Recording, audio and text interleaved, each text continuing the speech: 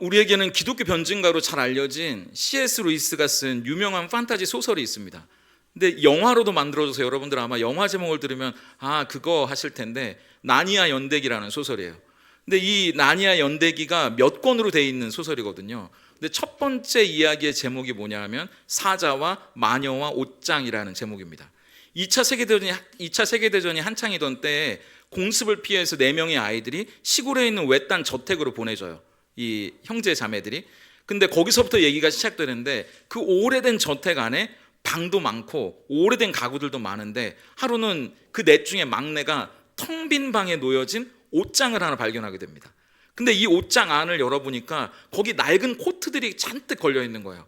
근데 그 낡은 코트 안에 이 꼬맹이니까 얼마나 호기심이 많겠어요.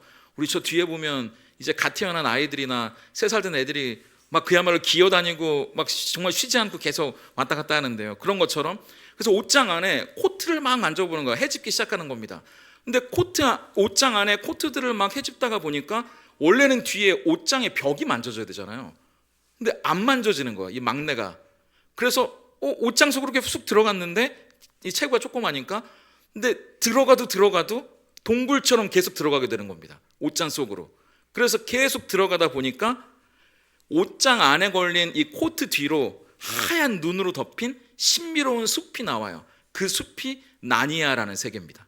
그러니까 옷장이라는 문을 통해서 나니아라는 또 다른 세계 안으로 들어가는 거죠. 이 4명의 아이들이 그 옷장을 통해 나니아라는 세계로 들어가고, 거기서 위대한 사자 아슬란을 만나게 됩니다. 그리고 그 안에서 놀라운 모험을 떠나게 되는데요. 우리가 아는 것처럼 이 C.S. 루이스는 유명한 기독교 변증가예요. 그래서 이 나니아라는 세계를 통해 예수님이 어떤 분인지, 복음이 어떤 것인지 우리에게 그 소설을 통해 알려줍니다.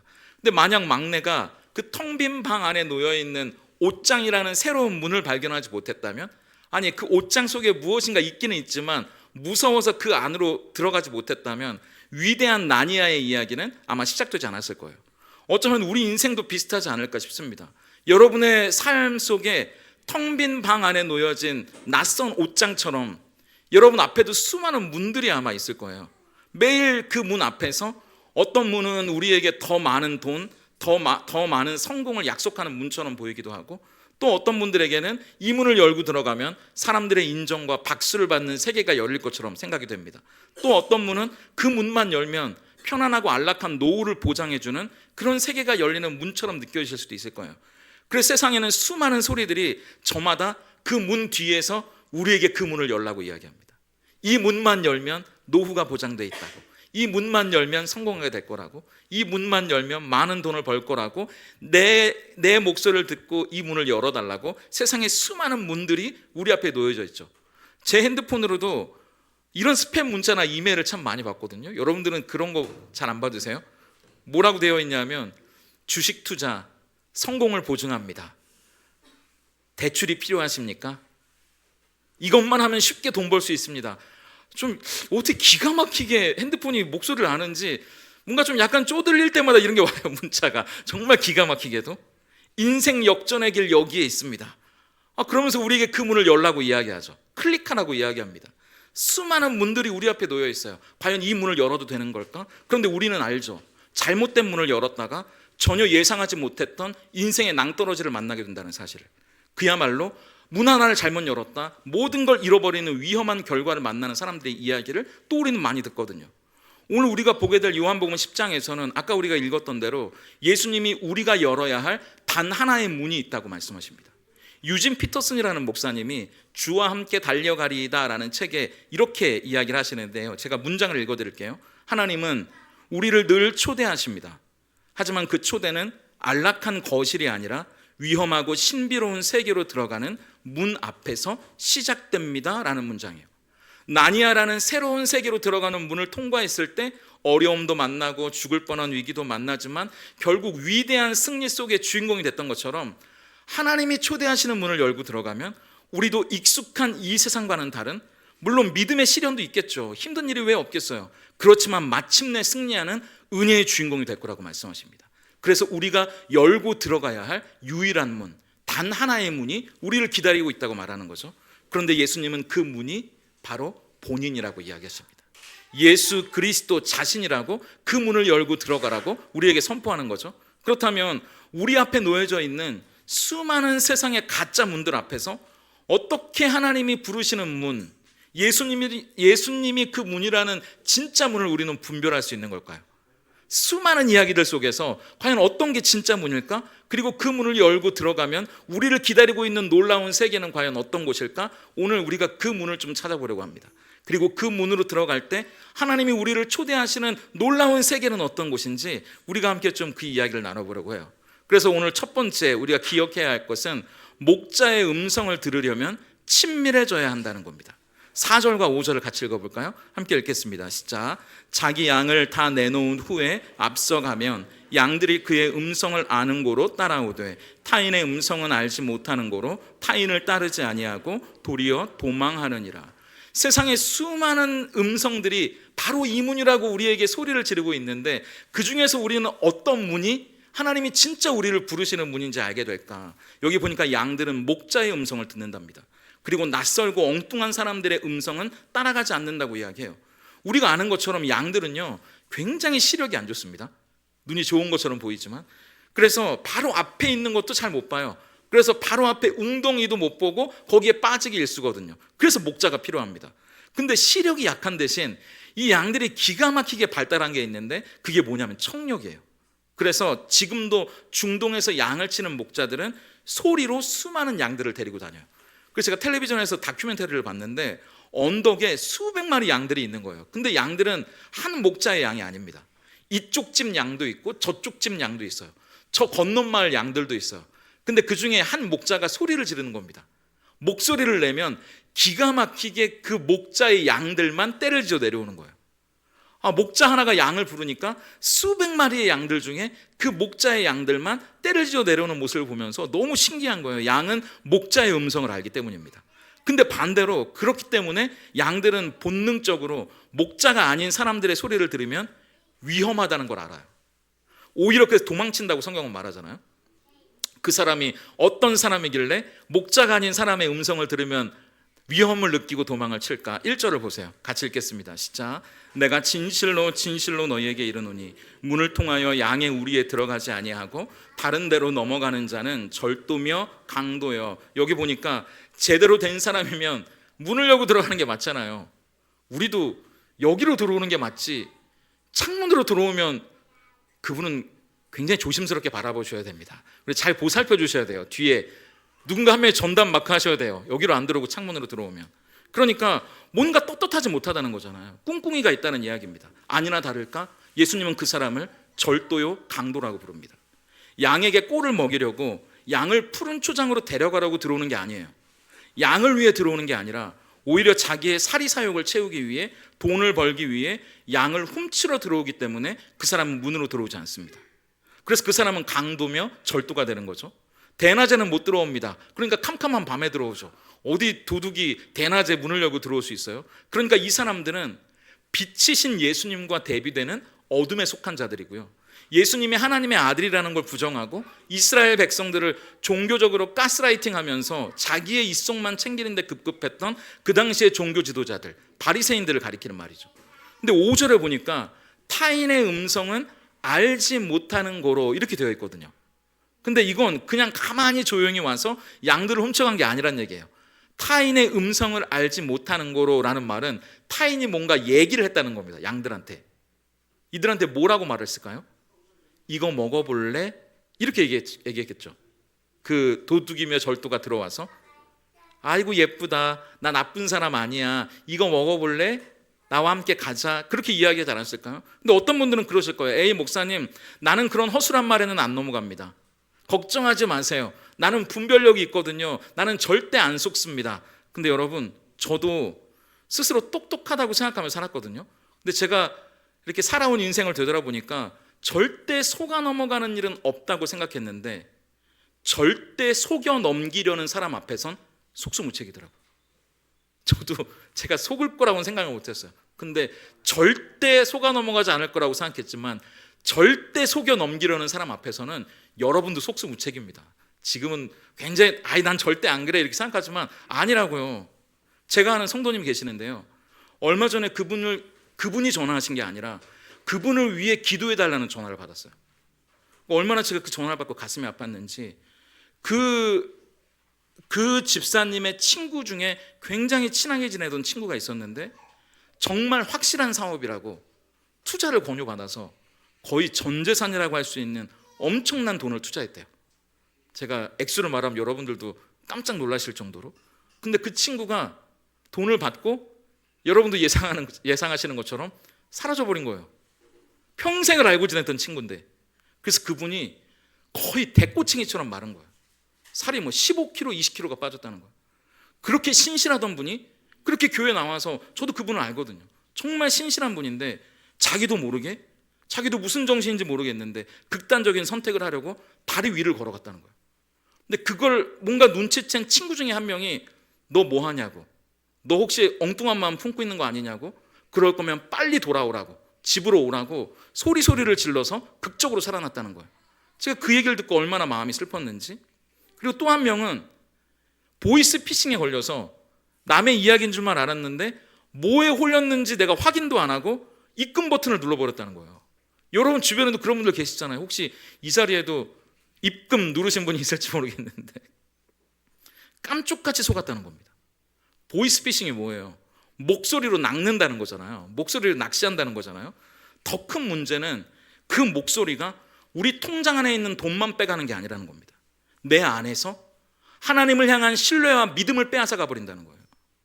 내 안에 있는 기쁨과 행복과 평안을 빼앗아가 버린다는 겁니다. 나는 쌓아놨다고 생각했는데 내가 하나님 앞에 잔뜩 쌓아놓은 기쁨과 평안과 믿음과 신뢰와 확신을 영적인 보이스피싱이 우리 안에 하루아침에 그걸 다 증발시켜 버린다는 이야기입니다. 하나님 정말 날 사랑하시는 게 맞나? 그런 소리가 보이스피싱이 들어오는 거예요. 영적인 보이스피싱이. 하나님 살아계시면 왜 나한테 이런 일이 일어나는 거지? 왜 난 열심히 기도해도 저 사람은 응답받는데 나는 응답받지 못할까? 하나님은 나 같은 사람은 용서하시지 않을 거야. 그것뿐이 아니에요. 영적인 보이스피싱은 우리 안에서 또 이렇게 속삭입니다. 공동체 안에서 누군가를 미워하게 만드는 거죠. 섭섭하게 만듭니다. 저 사람은 왜 저런지 모르겠다고 우리 안에 슬며시 속삭이기 시작하는 거예요. 그래서 그 영적인 보이스피싱은 우리 안에 공동체를 무너뜨리고 하나님으로부터 우리를 멀어지게 만드는 거죠. 어떻게 그럴 수 있을까? 그렇기 때문에 우리는 이 영적인 보이스피싱을 분별해야 한다는 겁니다. 오늘 예수님이 그 이야기를 하는 거예요. 양은 목자의 음성을 안다고. 그럼 어떻게 우리가 그것을 분별할 수 있을까? 말씀드린 대로 진짜 목자의 음성을 들어야 그게 가능합니다. 우리 2절과 3절을 읽어볼까요? 함께 읽겠습니다. 시작.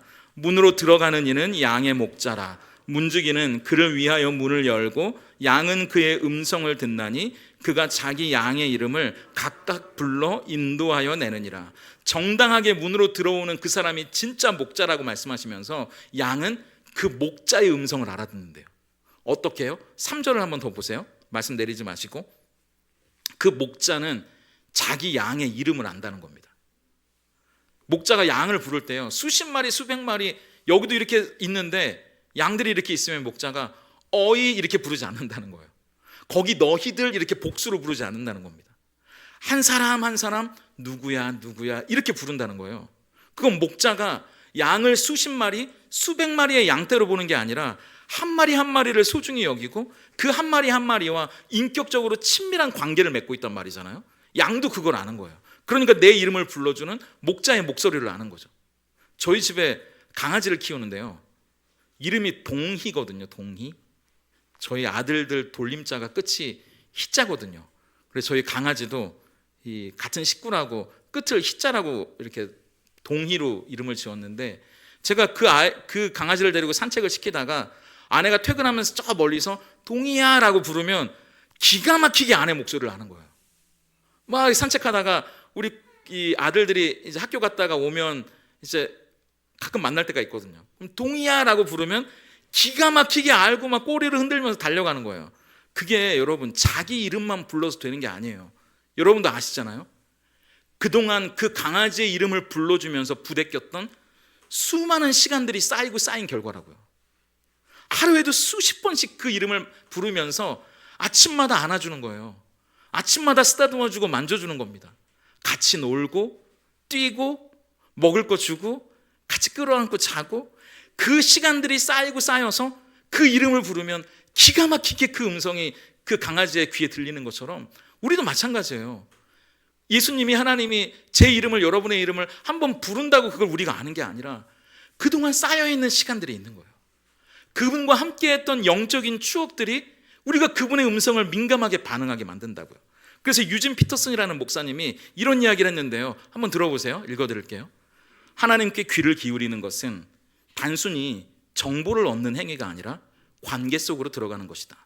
그래서 그분의 음성은 사랑하는 이의 목소리처럼 우리의 영혼에 스며든다라고요.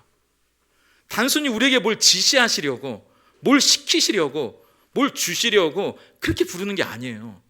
그동안 그분과 우리가 맺었던 수많은 사랑의 관계 가운데 그것들이 쌓여 우리를 그렇게 사랑스럽게 불러주시는 거죠.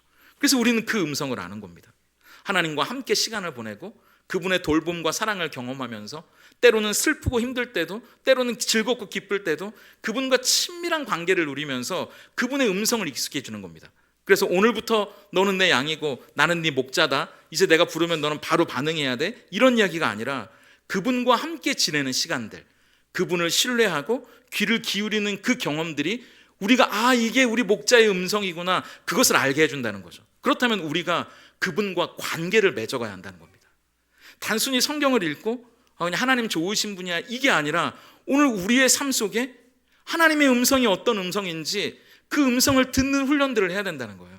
그분과 함께 살아가는 추억들을 여러분들은 많이 쌓아놓으셔야 한다는 겁니다. 그래야 우리 앞에 놓여있는 저 수많은 문들 너머에 들리는 목소리 중에 하나님의 음성을 분별할 수 있는 거죠. 그런 목자의 음성을 들을 수 있다는 건 대단한 축복이에요. 성경은 그 음성을 듣는 사람의 인생이 어떻게 변하는지 우리에게 말해주거든요. 그럼 어떻게 우리가 그 음성을 들을 수 있을까? 제가 곰곰이 저 스스로에게 좀 적용을 해보려고 이 말씀을 붙잡고 계속 묵상하는데 문득 제 마음 가운데 이 말씀이 떠오르는 거예요. 사무엘상 말씀인데요. 여러분 아시잖아요. 구약의 선지자 사무엘이 어렸을 때 성전에서 잠을 자는데 그 아이 사무엘을 부르는 소리가 들린다고요. 사무엘아, 사무엘아. 그래서 제사장님이 나를 부르나?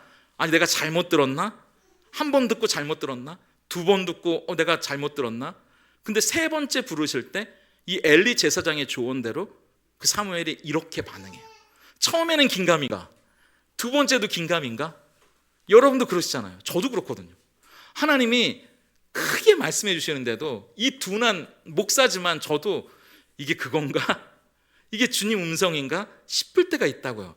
그런데 어렴풋이나마 그분의 음성이라 느껴질 때 사무엘이 어떻게 반응했는지 보세요. 우리 사무엘상 3장 10절입니다. 함께 읽어볼게요. 시작. 여호와께서 임하여 서서, 우리 같이 읽겠습니다. 시작. 여호와께서 임하여 서서 전과 같이 사무엘아 사무엘아 부르시는지라. 사무엘이 이르되 말씀하옵소서, 주의 종이 듣겠나이다 하니. 우리부터 그래요. 저부터 그런 것 같아요. 목자이신 주님께서 때로는 사람을 통해 말씀하시거든요.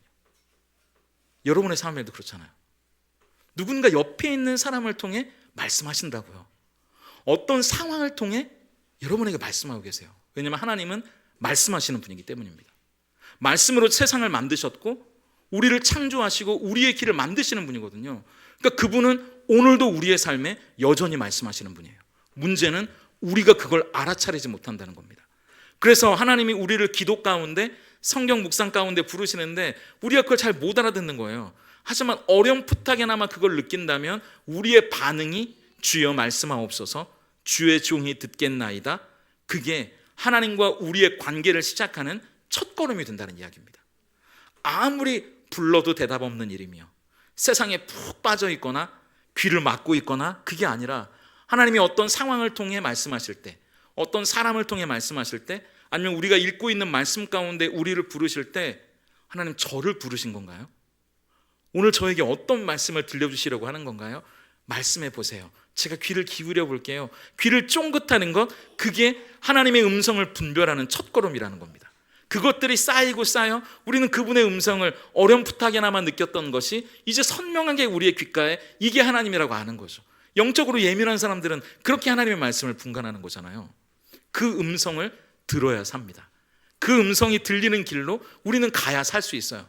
내 안에 내 욕망, 내 기분, 내 감정, 내 혈기가 내는 목소리, 그걸 따라가는 게 아니라 작지만 하나님이 우리를 어렴풋하게 부르실 때 저를 부르신 거 맞아요, 하나님? 오늘 저에게 말씀하시는 건가요? 조금만 더 크게 말씀해 주세요. 제가 들어볼게요. 그렇게 하나님 앞에 말할 수 있는 우리가 될 수 있다면 참 좋겠습니다. 그렇게 하나님이 부르실 때 주여 말씀하옵소서, 제가 듣겠나이다. 그럴 때 하나님이 우리에게 우레와 같은 큰 소리로 말씀해 주시고 그 말씀 가운데 길을 찾고 우리에게 예비된 놀라운 축복의 길을 걸어가는 저와 여러분이 될 수 있기를 예수님의 이름으로 축복합니다. 그렇다면 우리를 그렇게 사랑하셔서 친밀한 교제를 통해 우리를 만나고 싶어 하시는 그분, 그럼 그 하나님은 어떤 문으로 우리를 초대하시는 걸까? 어떤 문을 열라고 말씀하시는 걸까? 두 번째, 예수님이라는 생명의 문을 열어야 삽니다. 근데 예수님이 이렇게 비유를 들어 말씀하셨거든요. 처음에 내가 목자의 음성으로 너희를 부른다, 한참 지금처럼 이야기했는데 6절에 보니까 제자들이 이게 무슨 말인지 몰랐다고 얘기해요. 비유로 이야기하시니까 제자들이 하나도 이해를 못하니까 예수님이 이거 안 되겠다, 내가 뭐 목자의 음성, 뭐 도둑이며 절도, 양은 목자의 음성을 알고 따라간다, 이런 이야기를 하는데도 제자들이 도무지 알아들을 수 없으니까 내가 더 직접적으로 얘기해 줄게, 그러시면서 7절처럼 얘기하시는 겁니다. 우리 7절을 같이 읽어볼까요? 함께 읽습니다. 시작. 그러므로 예수께서 다시 이르시되 내가 진실로 진실로 너희에게 말하노니 나는 양의 문이라. 네가 못 알아듣는다고? 그럼 내가 진실로 진실로 진짜 쉽게 이야기해 줄게. 나는 유일한 생명의 문이야, 이렇게 이야기하는 겁니다. 나를 열고 나가라, 이렇게 이야기하는 겁니다. 두 번이나 강조하시니까 중요한 의미가 있잖아요. 왜 예수님은 스스로를 양의 문이라고 얘기하셨을까요? 여러분, 문은요 두 가지의 용도를 갖습니다. 하나는 열고 들어가는 거예요. 또 하나는요 열고 나오는 거예요. 열고 어디를 들어가는 걸까요? 열고 어디를 향해 나가는 걸까요? 첫 번째, 그 문을 열고 어디로 들어가는가? 하나님의 자녀로 안전하게 보호받는 생명으로 들어가요. 그걸 성경은 구원으로 들어가는 문이라고 이야기합니다. 그 울타리 안에 들어가면 안전한 거예요. 하나님의 품 안에 보호를 받을 수 있어요. 양의 문을 열고 양이 들어가면 그 울타리 안에 들어있으니까 목자는 그 양을 끝까지 책임지는 겁니다. 하나님의 품에 달려든 여러분들을 와락 않으시고 끝까지, 예수님이 자기의 사람들을 끝까지 사랑하셨다고 말씀하셨던 것처럼 여러분을 끝까지 놓지 않으신다고요. 울타리 안에 들어온 하나님의 양이니까. 그래서 바깥에서는 늑대와 이리가 막 울부짖고, 그리고 이들을 노리는 강도와 절도가 호시탐탐 이들을 막 틈틈이 엿보고 있어도 문을 열고 울타리 안에 들어오면 안전한 거예요. 해가 없습니다. 제가 아는 안수 집사님 한 분이 예수님을 믿기 전에 극심한 우울증을 앓았던 분이 있거든요. 근데 사람들이 다 자기를 해코지 하는 것처럼 그렇게 하시는 거예요, 이분은. 그래서 불안해서 잠을 못 잤대요. 그러니까 이분이 계속 빼샥빼샥 말라가는데, 이 안수 집사님의 아내 되시는 분은 교회를 다녔는데 이분은 교회를 안 다녔었거든요. 근데 아내 되시는 분이 이 남편을 위해 기도하다가 이러다 남편 죽겠다 싶어가지고, 근데 기도하다가 지혜가 떠올랐대요. 그래서 하루에 우리 시편 한 편씩만 읽어보자. 교회 안 나가도 좋으니까 시편을 한 편씩만 하루에 읽어보자. 그렇게 읽어 나가는데 5일째 되던 날, 이 안수 집사님의 간증입니다. 5일째 되던 날 시편 5편을 읽다가 이분이 그 말씀을 만나게 된 거예요. 그러면서 이 말씀이 잠도 못 자고 나를 사람들이 해코지 하는 것처럼 느껴지면서 불안하고 두려워했던 이분에게 이 말씀이 들어온 거예요. 우리 시편 5편 11절과 12절을 같이 읽어볼까요? 함께 읽습니다. 시작. 그러나 주께 피하는 모든 사람은 다 기뻐하며 주의 보호로 말미암아 영원히 기뻐 외치고 주의 이름을 사랑하는 자들은 주를 즐거워하리이다. 여호와여, 주는 의인에게 복을 주시고 방패로 함같이 은혜로 그를 호위하시리이다. 아멘. 주님께 피하는 모든 자들을 하나님이 지키신다는 말씀. 당신의 방패로, 당신의 은혜로 그를 호위하여 절대로 세상의 악한 것이 그를 틈타지 못하도록 보호하신다는 이 말씀, 이 말씀이 이분에게 힘이 된 거예요. 물론 그렇다고 피해 망상이나 우울증이 깨끗하게 나은 건 아니에요. 여전히 그분은 약도 드세요. 근데 내가 하나님의 자녀가 되면 하나님이 나와 함께 하신다는 이 말씀, 자기 방패로 자기의 백성들을 끝까지 지켜주신다는 이 말씀이 그분에게 너무나 큰 위로와 힘이 됐대요. 그래서 예수님을 인격적으로 영접하고 그때부터 교회를 다니기 시작하셨다는 간증을 제가 들었거든요. 맞아요. 울타리를 열고 그 안으로 들어가는 양은 그 목자의 소유가 되는 겁니다. 그러니까 그 목자는 목숨을 걸고 자기 양을 지켜요. 하물며 하나님은 울타리의 문을 열고 주님께 피하는 모든 자들을 보호하신다고 말씀하시잖아요. 지키신다고 말씀하세요. 하나님의 품으로 뛰어들어와 안기는 모든 사람들을 당신의 자녀로 받아주시고 영원히 그 생명을 지키실 거라고 말이죠. 근데 예수님이 말씀하시는 거예요. 그렇게 문을 열고 들어가는 복, 이게 들어가는 복인데 그걸로 끝나지 않는다는 겁니다. 문을 열고 들어왔다면 이제 그래서 주님의 보호와 안전케 하심, 주님이 우리에게 주시는 생명, 하나님의 자녀가 되는 놀라운 축복을 받은 것으로 끝나는 것이 아니라 이제 그 문을 열고 나가게도 하신다는 거예요. 하나님의 품에 안기는 자, 그 문을 열고 그분께 피하는 자는 생명을 얻고 영원한 보호 아래 안전한데 주님 여기가 좋사오니, 베드로가 변화산 위에서 여기다 초막을 짓고 살겠습니다 그럴 때 말씀하시잖아요. 예수님이 내려가라고. 그런 것처럼 예수님은 또 한 번 말씀하세요. 문을 열고 들어오는 것으로 끝나는 게 아니라 문을 열고 나갔을 때 더 큰 복을 받는다고 말이죠. 요한복음 14장 6절을 보세요. 함께 읽겠습니다. 시작. 예수께서 이르시되 내가 곧 길이요 진리요 생명이니 나로 말미암지 않고는 아버지께로 올 자가 없느니라. 예수님이라는 문을 통과하지 않고는 울타리에 들어갈 수 없다. 그래서 8절에 보면 나보다 먼저 온 자는 다 절도요 강도라고, 1절에서 담을 넘어온 자는 강도요 절도라는 말을 또 반복하시는데, 여기 보면 예수님보다 먼저 왔다는 표현은 시간상으로 먼저 왔다는 이야기도 있지만 궁극적으로는 예수님 말고 우리에게 행복과 안전을 가져다 준다고 속삭이는 것들은 다 영적인 보이스피싱이라고 믿으면 된다는 이야기입니다. 하나님께로 우리를 데려다 줄 수도 없어요. 그런 것들은 하나님의 자녀가 되게 해줄 수도 없습니다. 오직 예수님만 우리를 하나님께로 데려다 줄 수 있고 우리를 하나님의 자녀로 만들어 줄 수 있어요. 심지어 우리가 가지고 있는 돈, 여러분 계좌에 들어있는 그 돈, 여러분의 부동산, 자동차, 자식들도 하나님께로 우리를 인도해 주지 못해요. 우리에게 영원한 생명을 줄 수 없다고요. 그건 진짜 문이 아니라고 말씀하십니다. 오직 예수님이라는 문을 열고 들어가야 우리는 그 울타리 안에 들어갈 수 있고 영원한 보호와 안전을 누릴 수 있다. 그런데 그것으로 끝나는 것이 아니라 문은 열고 들어가는 것이지만 열고 나오는 것이기도 하다고 말씀하시면서 9절처럼 말씀해 주세요. 같이 읽어볼까요? 함께 읽습니다. 시작. 내가 문이니 누구든지 나로 말미암아 들어가면 구원을 받고 또는 들어가며 나오며 꼴을 얻으리라. 아까 말씀드린 대로 들어가면 생명을 얻습니다.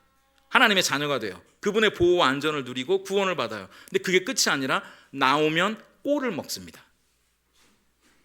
푸른 초장으로 가기 위해서는 나와야 돼요. 쉴만한 물가로 가기 위해서는 나와야 된다고요. 천년만년 그 안에 살 수 없어요. 울타리 안에서 답답해서 어떻게 살아요. 그래서 우리가 너무나 잘 아는 말씀 있잖아요. 요한복음 10장 10절 그 말씀 말입니다. 함께 읽겠습니다. 시작. 도둑이 오는 것은 도둑질하고 죽이고 멸망시키려는 것뿐이요 내가 온 것은 양으로 생명을 얻게 하고 더 풍성히 얻게 하려는 것이라. 생명을 얻는 것으로 끝나게 하지 않으신다고요. 울타리를 열고 들어왔어? 그럼 내 새끼야. 그게 끝이 아니라 그럼 내 새끼가 됐으니까 내가 주는 힘을 가지고 내가 주는 은혜를 가지고 축복을 가지고 문 열고 당당하게 나가 살 수 있다고 말씀하세요. 생명을 가지고 더 풍성하게 그 생명을 만끽하며 누리고 살 수 있는 별천지가 우리에게 열려 있다고, 그것을 가능하게 해주시는 문도 예수님이라고 말씀하십니다. 그 예수 그리스도라는 생명의 문을 열면 우리 앞에 펼쳐진 세상은 지금까지 여러분이 살았던 세상과는 다른 세상이라고 말씀하세요. 이게 무슨 말이냐면, 제가 요한복음을 시작하면서 유튜브에 요한복음 첫 번째 이야기를 보시면 여러분 아마 아실 텐데, 헬라어에는 이 생명을 얻게 하고 할 때 이 생명을 가리키는 말이 두 개 있다고 했잖아요. 하나는 육체적인 생명, 코로 숨쉬는 비오스, 여기서 우리가 바이오라는 말이 나왔죠. 육체적인 생명. 근데 성경에서 말하는 생명은 그 비오스가 아니에요. 하나님이 우리 안에 주시는 예수의 생명, 이 세상을 이길 수 있는 생명, 그게 조에라고 하지 않았습니까? 기쁨의 생명, 세상을 능히 이기는 생명, 세상의 모든 어려움과 문제를 뛰어넘는 생명, 그게 하나님이 주시는 조에라고요. 바이오, 육체적인 생명이 아니라. 이 육체적인 생명은 외부 환경에 취약해요. 생명이라는 게 그렇잖아요. 나이가 들면 약해지죠. 병이 들면 약해지고, 나이가 들면 저절로 우리가 막 삭신이 쑤시고, 성도님들 보면 아유 저한테도 어깨가 안 올라가요, 막 허리가 안 굽혀져요, 막 이렇게 앉으시면서도 애구 앉으시고, 환경이 시들시들해지다가 약해지다가 결국에는 우리가 죽음을 맞이하게 되죠.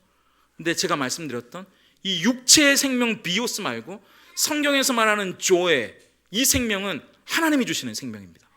그래서 이 비오스, 육체의 생명은 우리가 힘들고 어려우면 죽겠는 거예요.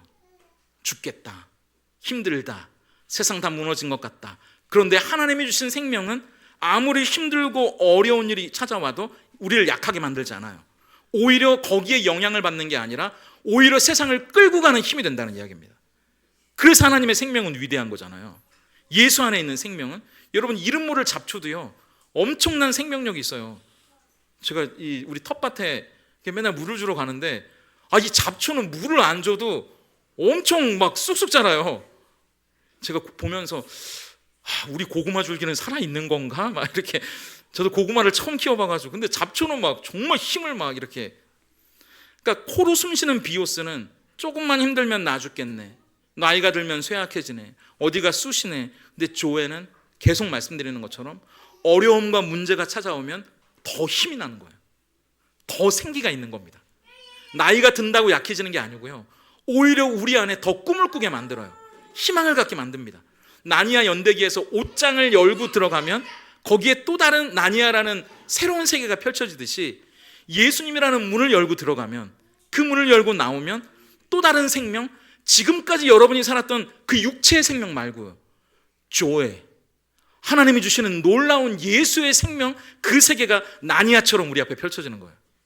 우리 동산, 저 텃밭에, 에덴 텃밭에 쌈채소가 엄청 컸거든요. 그래서 어제 우리 집사님이 한 광주리 뜯어 놓으셨어요. 이따가 가져가실 분들 가져갔어요. 이게 한 광주리 뜯었는데 오늘 또 뜯어야 될 것 같아요. 이 주인 아주머니가 내려오셔가지고 여긴 왜 이렇게 잘 자라는 거예요? 되게 부러워하면서 이야기를 하시더라고요. 그래서 우리가 뜯어도 계속 나오는 건 뿌리가 있으니까 나오는 거잖아요. 뜯어도 생명이 있으니까 살아나는 겁니다. 그러니까 우리가 예수라는 생명이 우리 안에 있으면 아무리 우리를 밟는다고 해도, 우리의 잎을 뜯는다고 해도, 그게 아파도 우리에겐 이렇게 고백할 수 있어요. 우리 고린도후서 4장 8절부터 10절까지의 삶, 예수의 생명, 그 조의 삶, 지금까지 여러분이 예수를 몰랐던 삶이 아니라 예수 안에 사는 그 놀라운 조에는 우리에게 이런 세계를 펼쳐주는데요, 공동 번역으로 제가 가져왔습니다. 한번 읽어볼게요. 시작. 우리는 아무리 짓눌려도 찌부러지지 않고 절망 속에서도 실망하지 않으며 궁지에 몰려도 빠져나갈 길이 있으며 맞아 넘어져도 죽지 않습니다. 이렇게 우리는 언제나 예수의 죽음을 몸으로 경험하고 있지만 결국 드러나는 것은 예수의 생명이 우리 몸 안에 살고 있다는 사실입니다. 맞아요. 예수의 생명, 그 조회가 우리 안에 있으면 짓눌려도 찌부러지지 않는 거예요. 절망 속에도 실망하지 않아요. 궁지에 놀려도 빠져나갈 길이 있고요, 맞아 넘어져도 죽지 않아요. 우리에겐 예수의 생명이 있으니까요. 그걸 모르는 사람들, 그 세계를 알 수 없는 사람들은 어려운 일이 생기면 교회를 다니지만 똑같이 세상 다 끝난 사람처럼 표정을 지어요. 그런데 우리는 그 세계를 안다면 이게 끝이 아니라는 걸 알아요. 아니, 세상 사람들도 속담으로 얘기하잖아요. 하늘이 무너져도 솟아날 구멍이 있다고 얘기하는데, 예수 믿는 사람들은 솟아날 구멍이 없다고 얘기하면 얼마나 창피해요. 그렇게 끝나지 않는다고요. 예수님의 생명이 우리를 다시 일으키고요, 우리를 다시 걸어가게 하고, 우리를 춤추며 기뻐하며 하나님이 우리에게 주실 기적을 소망하며 기도하게 만든다고요. 이게 육체의 생명이 아니라 예수의 생명이 우리 안에 있기 때문에 진짜 사는 것처럼 우리를 살게 만든다는 겁니다. 왜냐하면 예수라는 문을 열고 나오면요, 우리 혼자 가는 게 아니라 문도 예수님인데, 그 문을 열고 나오면 예수님이 이번에는 목자로 우리를 기다리고 있기 때문이에요. 그래서 양인 우리들을 데리고 우리 인생의 이곳저곳을 데리고 다니시는 거예요. 그 문을 열고 나오면, 오늘 예수님이라는 문을 열고 우리가 하나님의 울타리 안에 들어와서 하나님의 자녀가 된 것으로 끝나는 것이 아니라, 그 은혜와 행복을 알았다면 믿음으로 그 문을 열고 또 나가보는 거예요. 그럼 예수님이 목자로 우리의 삶을 인도하신다고요. 오늘 우리가 예배를 마치면 머릿속으로만, 지식으로만 아는 것이 아니라, 예배를 마치면 이제 저 문을 열고 세상으로 나가는 것이 아니라 예수 그리스도의 문을 열고 옷장을 열면 새로운 세계가 펼쳐지듯이 여러분 예배를 드렸다면, 하나님을 만났다면, 예배 끝나고 문을 열 때 우리 앞에 새로운 세상을 좀 살아갈 수 있어야 되지 않겠습니까? 예배 전과 예배 후가 똑같으면 그게 뭐예요? 그게 진짜 우리가 살아있는 신앙은 아니잖아요. 그래서 이제 예배를 마치고 예수님이라는 문을 열고 우리는 새로운 세상, 저 월화수목 금토를 예배 전과는 또 다르게 살아가는 거예요. 조에, 우리가 이 육신의 생명 코로 호흡하는 그 비오스가 아니라 예수 그리스도의 생명, 조에, 예수의 생명으로 말이죠. 그래서 예수님은 여러분 여기에 두고 가시면 안 됩니다. 이게 무슨 얘기야? 이런, 예수님 만나러 오셨잖아요. 만나서 예수님 여기다 두고 가시면 안 된다고요. 잘 들으세요. 예배가 끝나면요, 예수님이 저 앞에 여러분보다 먼저 옷을 입고 보따리 메시고 지팡이 짚고 여러분을 기다리신다는 말이에요. 나 여기다 두고 가지 마라, 이런 얘기 하신다는 거예요. 예배 다 마쳤니? 밥은 맛있게 먹었고? 그럼 이제 가볼까? 그러신다는 거예요. 이제 우리 같이 가볼까? 그게 시편 23편 1절부터 3절이에요. 우리가 너무나 잘 아는 그 말씀이에요. 이 문맥 안에서 다시 읽으면 우리에게 새롭게 다가와요. 같이 읽어볼까요? 시작. 여호와는 나의 목자시니 내게 부족함이 없으리로다. 그가 나를 푸른 풀밭에 누이시며 쉴 만한 물가로 인도하시는도다. 내 영혼을 소생시키시고 자기 이름을 위하여 의의 길로 인도하시는도다. 내 힘으로 살아가는 세상이 아니라 예배를 드렸다면 그분이 먼저 옷 다 입으시고 우리를 기다리시면서 이제 가보자 그러신다고요. 쉴 만한 물가로, 푸른 초장으로. 그리고 너희가 힘들고 어려운 일을 당해도 네 영혼을 소생시켜 줄게. 의의 길로 너희를 인도해 줄게. 여기서만 예배드리고 예수님 놔두고 여러분 힘으로 사는 게 아니라 이제 우리가 살아갈 앞으로의 월, 화, 수, 목, 금, 토가 쉴 만한 물가, 푸른 초장이라는 걸 신뢰하고 문을 여는 거예요. 주님이 나를 의의 길로 인도하신다는 것을 신뢰하고 그 문을 여는 거예요. 예수님은 오늘도 우리의 이름을 부르고 계세요. 사랑하는 누구누구야, 내가 여기 있어. 뭐 21번, 358번 이렇게 부르지 않아요. 너희 몽뚱그려 너희들 이렇게 부르지 않아요. 지금 이 시간 성령께서 여러분의 이름을 한 분 한 분씩 마치 어린 사무엘에게 어렴풋하게 그 이름을 부르는 것처럼 여러분에게 부르고 계신다고요. 저 부르시는 거 맞아요? 여러분 한번 그 소리에 귀를 기울여 보세요. 우리가 예수님이라는 문을 열고 그 울타리에 들어갔기 때문에 예수님은 우리의 문을 불러주시거든요. 이름을 불러주시거든요. 저와 여러분 한 사람 한 사람을 알고 계시기 때문이죠. 우리는 이번 주에도 수많은 문들 앞에 서게 될 겁니다. 당장 예배 마치고 들어가면 이제 가정 안에서 내가 화를 내야 될 것인가 참을 것인가의 문, 어느 쪽의 문을 여시겠어요 여러분? 수많은 문들 앞에 우린 서게 될 거예요. 세상은 큰 소리로 우리에게 이 문이라고 외칠 거예요. 자기들 나름대로 이 문을 열으라고. 하지만 기억하세요, 진짜 생명을 주는 문은 따로 있다고. 우리를 위해 자기 목숨까지 내어주신 예수님이 그 문 너머에서 우리의 이름을 부르시는 그 문이야말로 우리가 열어야 할 문이라는 거, 우리를 위해 준비된 문이라는 거. 그래서 그 문을 열고 들어갈 때 하나님이 우리를 지켜주시고 또 그 문을 열고 세상으로 나아갈 때 하나님이 우리를 인도해 줄 거라는 사실을 우리는 믿는 겁니다. 오늘 수많은 문들 앞에 여러분이 서실 텐데 한번 심호흡을 하시고 그 문 너머에 들리는 음성에 귀를 기울여 보시는 겁니다. 그 음성은 오래전부터 저와 여러분을 부르고 있었을지도 몰라요. 우리가 너무나 바쁘고 분주해서 그 문을 닫아놓고만 있었는지 모릅니다. 예수님이 그 뒤에 계시는데도 오늘 그 문 앞에서 그 문을 두드리고 계신다고 말씀하시잖아요. 문을 열면 내가 너에게로 들어가서 너와 함께 먹고 마시겠다고 말씀하세요. 오늘 이 예배를 마치고 저 예배당의 문만 열고 나가는 게 아니라 예수님이라는 문을 함께 열어보는 겁니다. 이번 한 주 세상의 수많은 문들 앞에서 과연 이 문이 주님이 나를 부르시는 문인가? 이 문이 예수님이라는 생명의 문인가? 이 문을 열면 주님 나를 지켜주시고 안전하게 보호해 주시는 문인가? 이 문을 열면 하나님이 나를 인도해 주시는 신뢰와 믿음을 우리가 가지고 나아갈 수 있는 문인가? 한번 스스로 질문해 보시고 예수님이라는 생명의 문을 활짝 여는 연습을 한번 해보시면 좋겠습니다.